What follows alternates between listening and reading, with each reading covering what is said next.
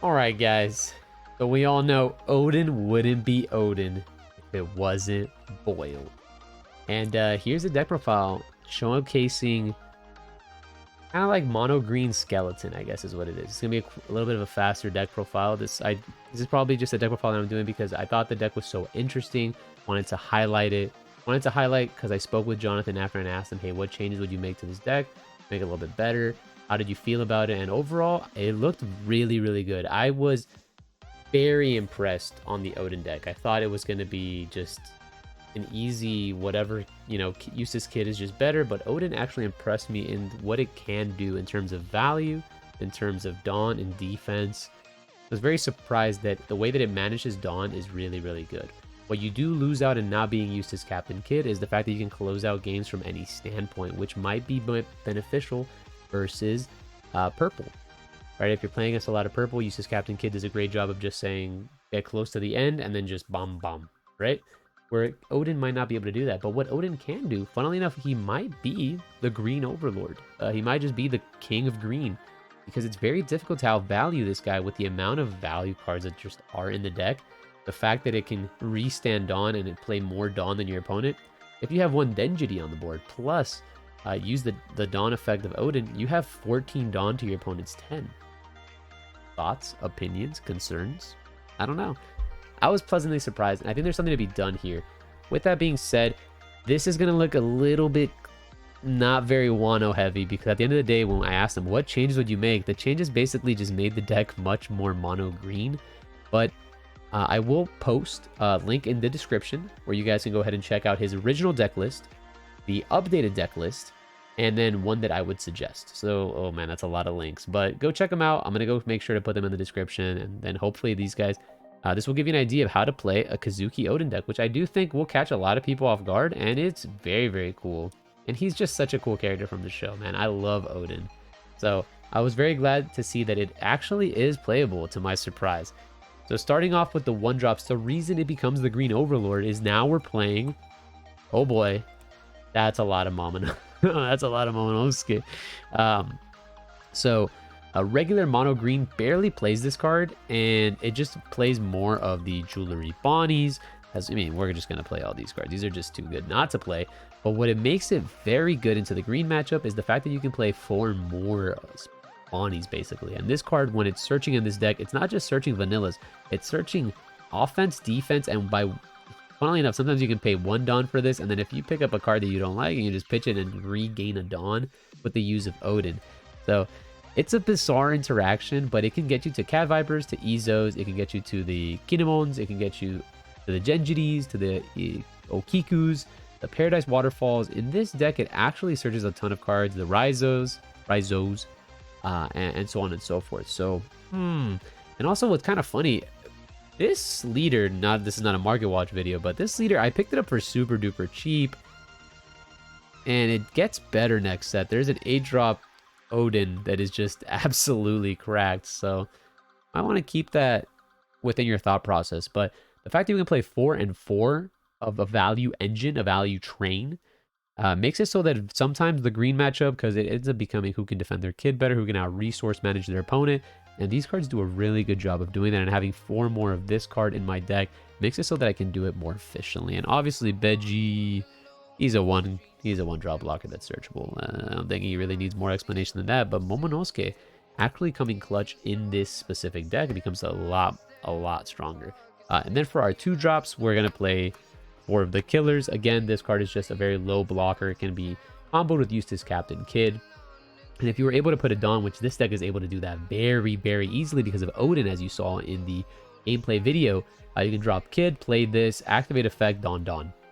On curve, actually, which usually Kid cannot do. So, Dawn becomes a lot better in this deck as it cycles, draws a card, it does everything you want to do, protects the Kid, plus draws and gains and maintains momentum. Then we have 4 Oppos, a searchable 2k counter. Never summon this card in your life, but that is easily good enough to be playable in the deck. And 3 Cat Vipers. Arguably, you can play 4, but once again, this deck already struggles with purple. You put more Cat Vipers, you're going to struggle even further. You're going to get further behind in a matchup where you're already going to have some difficulty, right? As this deck is board-centric, It can beat purple, but it requires a lot more thought process, and definitely going to have to practice that matchup more than others. So that's it for our 2 drops.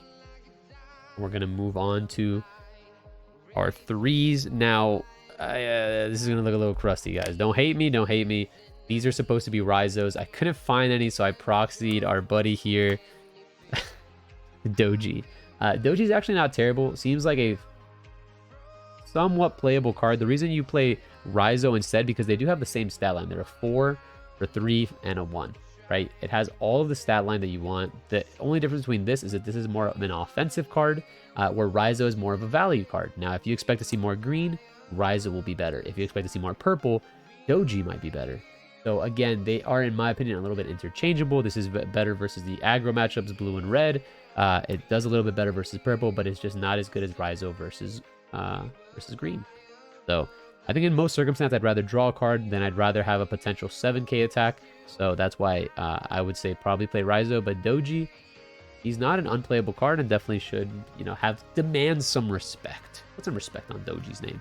And then we have another searchable 2k counter that it has an on-play effect that's absolutely cracked, paired with one of the most broken cards in the game in Okiku. And Okiku paired with a couple of other cards in this deck seems a little bit out of hand. Okiku gets to do a lot of crazy things, especially with Kinemon, especially with Laws. Izo matches really well with the Law, but these cards are just absolutely bananas. They're so good. I can't speak enough about Okiku. The fact that she's not a combo power card means that Odin doesn't feel bad once you have one on board to just pitch her. And you just gain more Dawn and gains more value over the course of the turn. It could be offensive or defensive Dawn placement. It's so interesting. But definitely, this is interchangeable with Rizo. But Doji also just another option that I wanted to show you guys. And then for our top end's a little bit weird. But when I spoke to my buddy Jonathan, I asked him what would you make changes to, and he said I would put 4 Laws into this deck. This card, he was playing Kinemon instead of Law. Now, the difference between Kinemon and Law is pretty substantial. Kinemon is a 6-drop, 6k, not blocker. But Kinemon does have some bonus effects that are pretty good and synergize very well with the deck. It wasn't the Kinemon that went into this spot. What went into this spot was the Denjiri. Denjiri does not do anything that Law doesn't just do better. The reason we played Denjiri I've probably messed up his name like 500 times by now after these videos, but the reason Law just does his job better is that the Denjiri is just a 5/7 that when attacking does something great, whereas Law is on play and it's a blocker. This card is unbelievably unbalanced in green, as it allows you to get the value train going. You can play an Izo, rebounce the Izo, suspend, and then play an Okiku, and you can just keep value going. You can play an Izu, bounce the Izu, play a Bonnie, play the Bonnie. Like, it just lets you do so many crazy plays and play so much more value. Like, this card is just, it's just so much value, bae, as Deval would say. But it's just a little too much. So he was playing Denjiri. Denjiri was mostly there because of the Wano Country card. It's very well statted, but even with those crazy stats and great typing, still just gets outclassed by Law. This is searchable by Bonnie, and it's a good card, man. It is an unbelievably good card. And I do know that Jonathan was playing 2 Kinemons. Unfortunately, he said that the difference between 1 and 2 isn't good enough, as this blocker seems really good in almost all matchups. This card almost single-handedly solos purple. They almost have to 10-drop Kaido this card by itself. This card demands an answer, which the deck just does not have, and it literally solos them. So by playing 3 of them, you're most certainly seeing multiples. In the green matchup, this card lets you outgrind. So good versus purple, good versus green, good versus red, unless they have like round table, but they only play like 1, and it's even if they have it, like, they just don't win the game if they round table this, because they still have to drill with the A drop. So this card is good into almost every matchup except Doflamingo. Straight up. The only matchup you don't want to play is into mono blue, because we fall into the same situation that we fell into limited battles. In the limited battles, the reason that blue killed green and made green unplayable was the fact that if you ever slammed this card down and they flamingoed you and flipped you at the same time, you just lost all tempo and basically lost the game. They set up behind a couple blockers and it's over. So try not to summon this card. Into blue, you just summon Kinemon, and Kinemon just outvalues blue by himself. So there is something to be said about doing a 2-2 split, which is what he was doing in the video originally. He was doing 2 Kinemon with 2 captains, or I think he was playing 3 Kinemons and no captains, but this card is just unbelievably unbalanced in this current meta, where we're trying to grind people out of existence. It really just does it all. A blocker that unsuspends itself is 8k just on base by 1 Dawn. And with a 7k stat line, makes it very, very difficult to go over, and it makes it very, very good at defending our biggest boy, Eustass Captain Kid. Let's get used to it. That name's going to be thrown around left, right, and center throughout these next couple of months, as it is basically, once again, as predicted, the boogeyman of this meta. So being able to defend this card with our blockers, big and small, lets us really get there. We use our small ones early to gain some momentum, force them to swing at us, use our big boys to swing back at them and kill them, and then establish bigger boys. And that's basically kind of what you want to do. Get the value when you can and play it. And the reason why Odin is so good at getting the value while you can is the fact that it just lets you double dip into more Dawn. You just can get to 12 Dawn every turn once you get to the end of the game, where usually green can't do that. So I really did like that aspect. And again, in the very heavy grindy matchups, I think there's something there, guys. And it's not just me blowing smoke. I do think that Odin, I may have been a little bit wrong about him.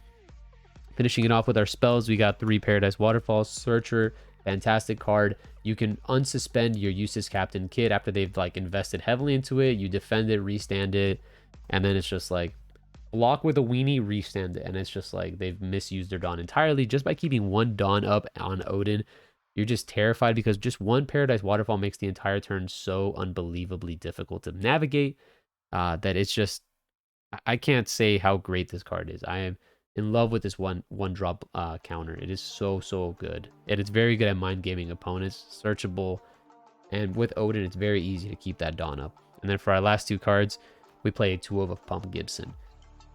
Pump Gibson's still a 4k counter. Odin makes it a lot easier to get there to the 2k standing, and the fact that we can suspend some things and allow us to clear it is just unbelievably broken in this deck, because we can suspend these small blockers, and then once again, this is the green matchup, right? Assuming we're in the green, standstill where it's kid versus kid. If we can Punk Gibson them on an attack, we can easily defend our kid, almost impossible to kill, and we can suspend some of their blockers that we can then easily clean up on the following turns.